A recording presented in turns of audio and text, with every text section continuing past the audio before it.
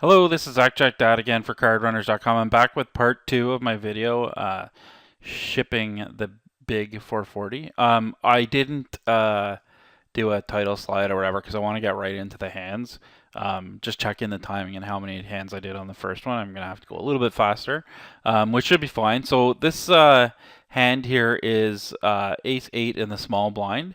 And again, I like to play my blinds. I like to raise.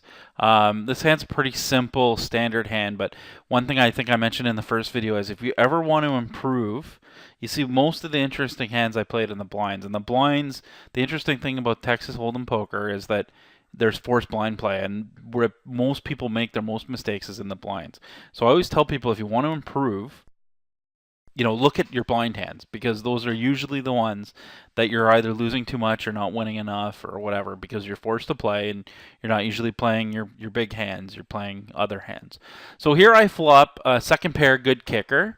A lot of times I bet here, depending on the opponent, because of my opponent's stack size and stuff, I decided to take the check call route.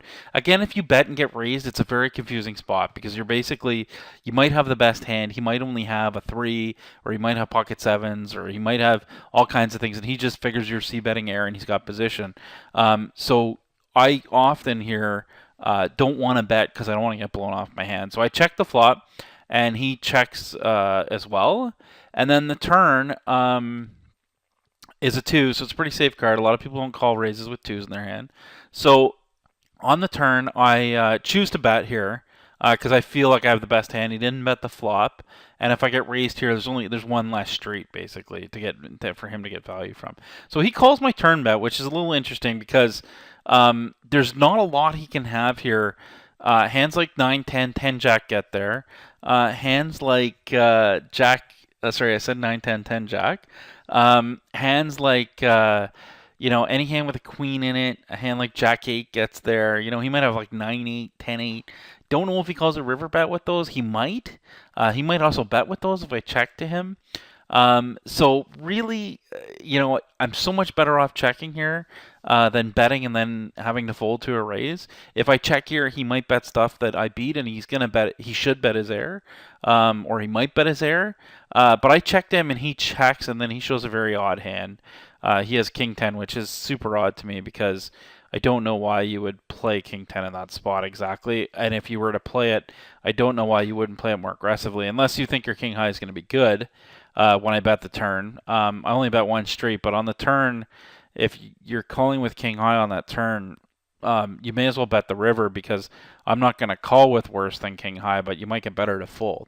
You might get a 3 to fold, you might get a 2 to fold. I probably wouldn't fold a 3 or 2 if I was checking the river, but still you might get other people to fold that kind of hand. So I don't like the way the opponent plays this, but I actually have like 3 hands in a row with this guy. So these are consecutive hands. That hand was small blind versus big blind, and now it's button versus small blind. So he's in the small blind.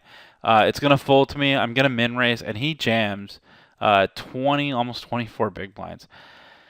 And this is dumb because I'm actually doing this video and I'm thinking, I can't even believe I'm showing this hand that I actually called.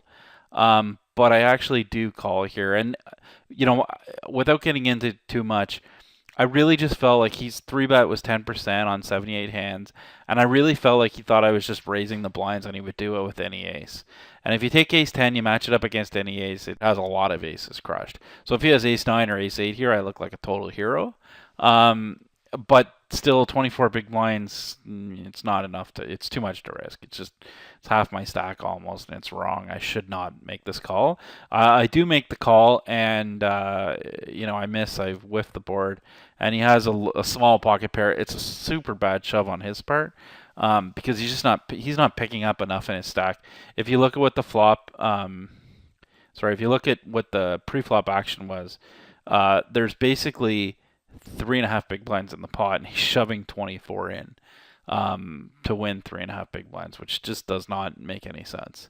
But neither does my call, so I can't really complain.